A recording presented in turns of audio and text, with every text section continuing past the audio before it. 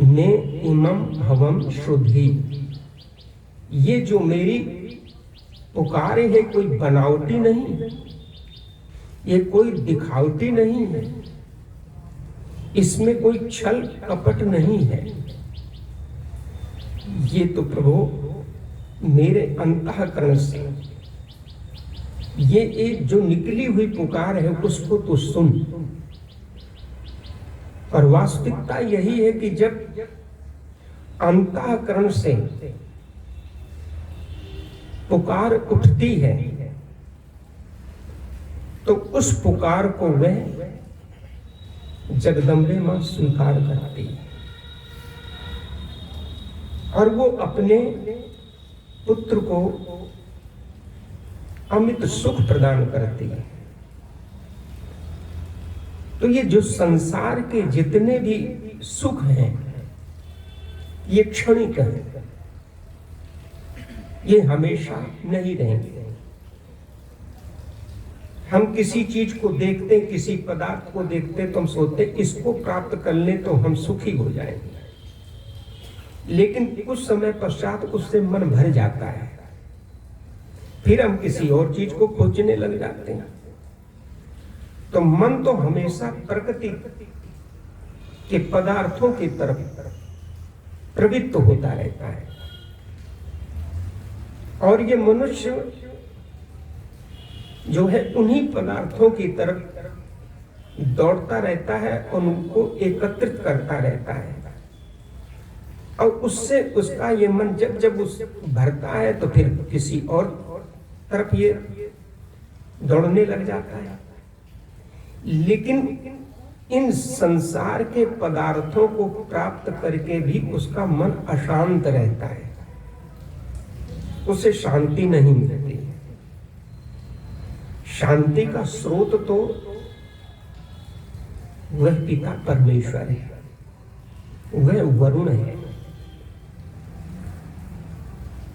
और भक्त जब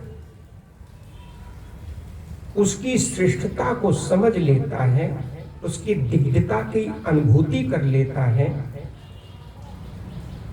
तो फिर वह उसी का वर्णन करता है। परमात्मा भी सबका वर्णन करता है, जो देखता है कि ये मेरे योग्य है, हाँ अब ये मेरा पात्र बन चुका है, तो वो उसका वर्णन अपने वर्णन कर लेता है। और हम लोग तो उसके लिए हमेशा पुरुषार्थ करते रहते हैं, इसीलिए तो हम भक्ति करते हैं, उपासना करते हैं और उस प्रभु को रिझाने के लिए, उसको खुश करने के लिए हम क्या क्या करते हैं, ताकि उस प्रभु की कृपा हम पर कभी पड़ जाए और हमारा जीवन धन्य हो जाए। ये भावना होती है। तो इस मंत्र में यही कहा। और फिर इमम में वरुण शुद्धि हव मध्याशम हृदय त्वाम वस्विरा। परमात्मा जो है वह सबका रक्षक है अवश्य, और वह जो उसकी शरण में आता है वो भी अभय को प्राप्त हो जाता है। रक्षा मेरी जो तुम करो, रक्षा तेरी में मैं रहूं। भक्त कहता है कि अवरक्षणे धातु अवश्य, यहाँ पर जो वो रक्षा से कि हम रक्षा के लिए उसकी पुकार करते हैं कि प्रभु आप हमारी हर प्रकार से रक्षा कीजिए, सब प्रकार से मैं रक्षा को प्राप्त करने के लिए मैं आपकी तरफ उद्यत समुद्यत हो रहा हूं। तो जब हमारे अंदर उसके प्रति प्रेम, स्नेह और समर्पण का भाव उत्पन्न होता है तो हमें उसकी रक्षा का कवच हमें प्राप्त होता है। फिर कोई हमारा कुछ भी बिगाड़ नहीं सकता है। बड़ी से बड़ी मुसीबतों में, कष्टों में भी भक्त मुस्कुराता रहता है क्योंकि उसे उस परमात्मा का सहारा प्राप्त हो गया होता है। एतदालम्बनम श्रेष्ठ एतदालम्बनम परम एतदालम्बनम ज्ञात्वा ब्रह्मलोके महीयते। कठोपनिषद में यमाचार्य नचिकेता को कहते हैं कि हे नचिकेता, एकदालम्बनम श्रेष्ठ, इस ब्रह्म का जो आश्रय है, इसका जो सहारा है, ये ही श्रेष्ठ है। एकदालम्बनम ब्रह्म, ये इसका जो आलम्बन है वो ही सर्वोपरि है। और जो उसके इस आलम्बन सहारे को जान लेता है, जानकर ब्रह्मलोके महीयते, वह परम आनंद को प्राप्त कर लेता है। उस परमात्मा का जो आनंद है, क्योंकि वो भक्त ये चाहता है, अरे असली तो सहारा, ये संसार में जिनको हम अपना सहारा बनाते कि ये हमारे असली सहारे हैं, ये हमारा कभी साथ नहीं छोड़ेंगे। लेकिन एक ऐसा समय आता है कि जब ये संसार के सहारे, जिनको हम सब कुछ समझते हैं, ये हमारा साथ छोड़ देते हैं। यहाँ पर पति पत्नी भी सोचते हैं, हमें जो जीवन मिला हम एक दूसरे का साथ निभाते रहेंगे जीवन पर्यंत, कभी एक दूसरे से अलग नहीं होंगे। लेकिन एक प्रभु की व्यवस्था है कि जब उसमें किसी न किसी को बिछुड़ना पड़ता है। ऐसे ही संसार में जब हम किसी को देखते कि अब ये, इसका मुझे अगर सहारा मिल जाएगा तो बस मेरा जीवन धन्य हो जाएगा। तो इस जो संसार के जितने सहारे हैं, ये भी हमेशा नहीं रहने वाले। ये तो जब तक जीवन चल रहा तब तक थोड़ा बहुत आसरा सहारा लोगों का मिलता रहेगा। लेकिन अंत में जो सबसे बड़ा सहारा है हमारा, हम सब का, वो पिता परमात्मा है। हमें तो उसको ही प्राप्त करना है।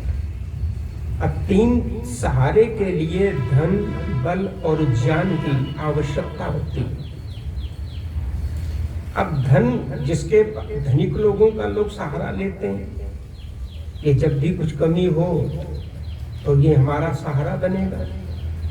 लेकिन परमात्मा तो समस्त ऐश्वर्यों का स्वामी है, मालिक है।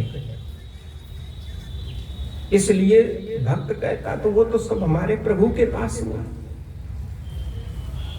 तो इस संसार में जो धनिक लोग होते वो ये सोचते कि लोग हमारी चाटुकारिता करें, तब जाकर के हम खुश होंगे, प्रसन्न होंगे, तो कुछ कृपा दृष्टि कर देंगे।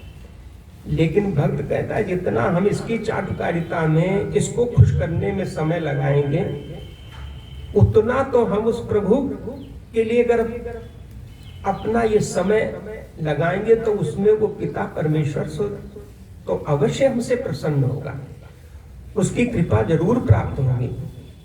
और फिर तो वो समस्त ऐश्वर्यों का स्वामी है, तो हमें उसके ऐश्वर्य की प्राप्ति तो अवश्य होगी। और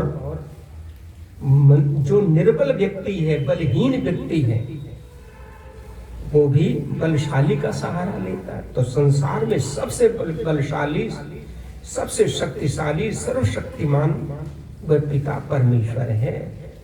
भक्त भी उसी का सहारा लेता है कि वो तो समस्त शक्तियों का पुंज है, भंडार है, अनुपम शक्ति का भंडार है, और उसी से हमें शक्ति प्राप्त होगी। तो भक्त उसके मार्ग पर चल करके शक्ति की याचना करता है और उसका सहारा प्राप्त करके ही उसे वो आत्मिक शक्ति मिलती है, या आत्मदा बलता। परमात्मा की जब हम भक्ति करते हैं तो वो हमारी आत्मा को बलशाली बनाता है। और ज्ञान की प्राप्ति, तो ज्ञान में भी परमात्मा जो है वो तो सर्वज्ञ है, वो तो सब कुछ जानता है, हम अल्पज्ञ हैं। तो जब हम उसकी शरण में जाते हैं तो फिर हमें अद्भुत ज्ञान की प्राप्ति उसी से होती है, और वो ऐसा ज्ञान हमें देता है, ऋते ज्ञान न मुक्ति, बिना ज्ञान के मुक्ति नहीं होती। तो जब हमें उसका ज्ञान असली प्राप्त हो जाता है, जब सही अर्थों में, तो फिर संसार के बंधनों से मुक्त होने में भी देर नहीं लगती है। तो आइए हम उस परमपिता परमेश्वर को हृदय से, अंतःकरण से उसको पुकारें, ताकि वो हमारी पुकार को सुन करके वो हमें हर प्रकार से अपना सहारा हमें दे, आसरा दे, उसका अवलंबन मिले, और ताकि हमारा ये जीवन जो है वो धन्य हो जाए। ओम शांति शांति शांति।